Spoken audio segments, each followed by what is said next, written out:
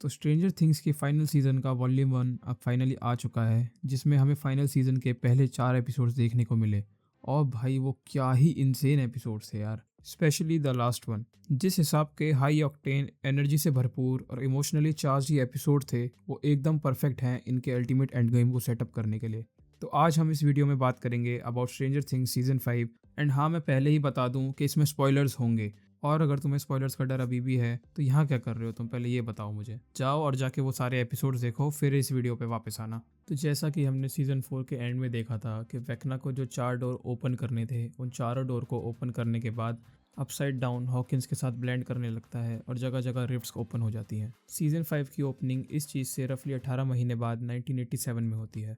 Hawkins is under military quarantine, जगह जगह check point से भरी पड़ी है, जगह जगह सोल्जर्स हैं, एटमॉस्फेयर एकदम शांत और पोस्ट अपोकलिप्स जैसा है। जहाँ जहाँ रिफ्ट्स ओपन हुई थी वहाँ पे मेटल की बड़ी बड़ी शीट्स लगा दी गई हैं, और जहाँ पर ये सारी की सारी रिफ्ट्स आके कनेक्ट हो रही थी, उसी जगह पे गवर्नमेंट ने अपना एक बेस सेटअप कर लिया है। और सिर्फ उसी जगह नहीं, इन लोगों ने अपसाइड डाउन में भी अपना एक बेस सेटअप कर लिया है। और इस आर्मी को लीड कर रही है डॉक्टर के, जिसने ये पूरा का पूरा ऑपरेशन बेस सेटअप करा है और जो बहुत ही डेस्परेटली 11 को हंट कर रही है। डॉक्टर के एक ऐसा कैरेक्टर है जिसको हमने अभी तक के आए पहले के किसी भी सीजन में भी नहीं देखा है। तो स्टोरी की एक एक डिटेल ना बताते हुए जस्ट मेजर चीज़ों के बारे में बात कर लेते हैं। तो स्टीव, रॉबिन, नैन्सी और जॉनथन ये एक लोकल रेडियो स्टेशन में काम कर रहे होते हैं और उसके ट्रांसमिशन के जरिए कोडेड कम्युनिकेशन करते हैं अपसाइड डाउन तक कोऑर्डिनेट करने के लिए, जिसको इन्होंने क्रॉल का नाम दिया है। और इसी चीज़ की ट्रेनिंग करते हुए हम 11 को इस सीजन की ओपनिंग में भी देख सकते हैं। और दूसरी तरफ स्टीव, नैन्सी और जॉनथन का लव ट्रायंगल चालू है।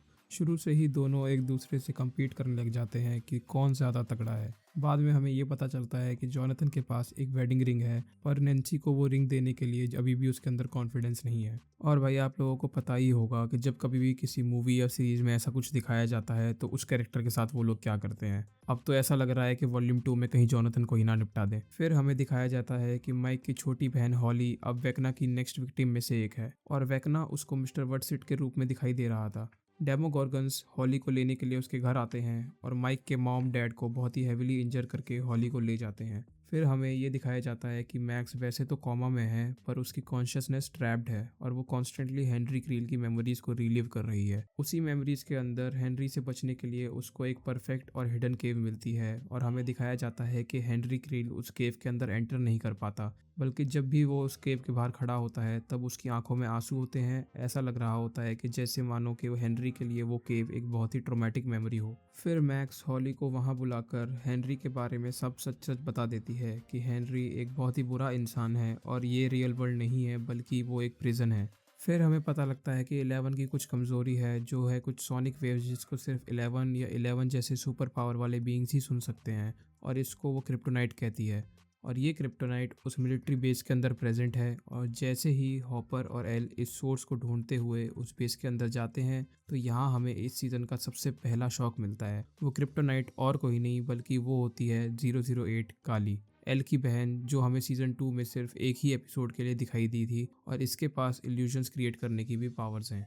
डॉक्टर के अपसाइड डाउन में बनाए हुए उस बेस के जरिए काली, डेमोगॉर्गन्स और अपसाइड डाउन में छुपे हुए सारे के सारे स्पेसिमेंट्स की एनर्जी हार्नेस करने की कोशिश करती है। हॉकिंस के अंदर जो मिलिट्री बेस सेटअप हो रखा होता है, वहाँ पर एक बस में कुछ बच्चों को बिठाकर लाया जाता है, ऐसा बोल के कि वो यहाँ प्रोटेक्टेड रहेंगे। और उन बच्चों में से कुछ बच्चे वेक्ना के विक्टिम होते हैं, जिनको वेक्ना वो मिस्टर वर्डसिट के रूप में ही नजर आ रहा था। माइक और उसकी टीम उन बच्चों को वहाँ से रेस्क्यू करने का प्लान करते हैं, और रेस्क्यू के दौरान ही डेमोगॉर्गन्स वहां अटैक कर देते हैं, जिसकी वजह से माइक और उसकी टीम 3 पार्ट में डिवाइड हो जाती है। और फिर एंट्री होती है वेक्ना की, और इसकी एंट्री इतनी शानदार होती है कि मुझे रोग वन की डार्थ वेडर की एंट्री की याद आ गई। और वेक्ना इतना तगड़ा इवॉल्व होकर वापस लौटता है, I mean just look at this भाई।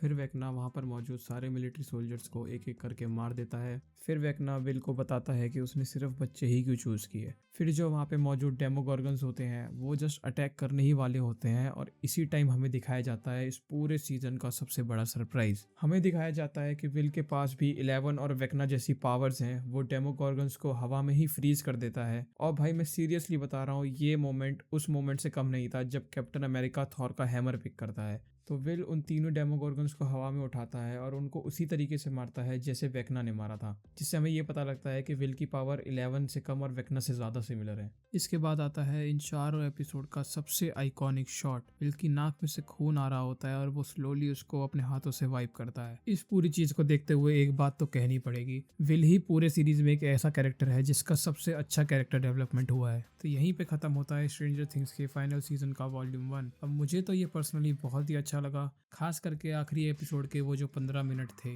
भाई दैट वॉज एपिक। और एक बात और, अगर आपने इन चारों एपिसोड को देखते हुए एक चीज़ नोटिस ना करी हो तो मैं बता दूं कि जो स्ट्रेंजर थिंग्स के फाइनल सीजन का हमें ट्रेलर दिखाया गया था उसके 80% ऑफ द सीन इस चारों एपिसोड में थे ही नहीं, विच मीन्स कि वॉल्यूम 2 जो आएगा वो और भी ज़्यादा खतरनाक होने वाला है। पर जैसा फिनाले इन लोगों ने दिखाया है उसके बाद तो एक महीना वेट ही नहीं हो पा रहा है वॉल्यूम 2 के लिए। तो चलो इस वीडियो को यहीं रैप अप करते हैं। आई होप आप सबको ये वीडियो पसंद आई हो। अगर पसंद आई हो तो लाइक करना, अगर इस चैनल पर नए हो तब सब्सक्राइब करना और वो बेल आइकन को ज़रूर दबा देना ताकि आने वाली कोई भी वीडियो आप मिस ना करो। मिलते हैं नेक्स्ट वीडियो में। Thanks for watching. बाय।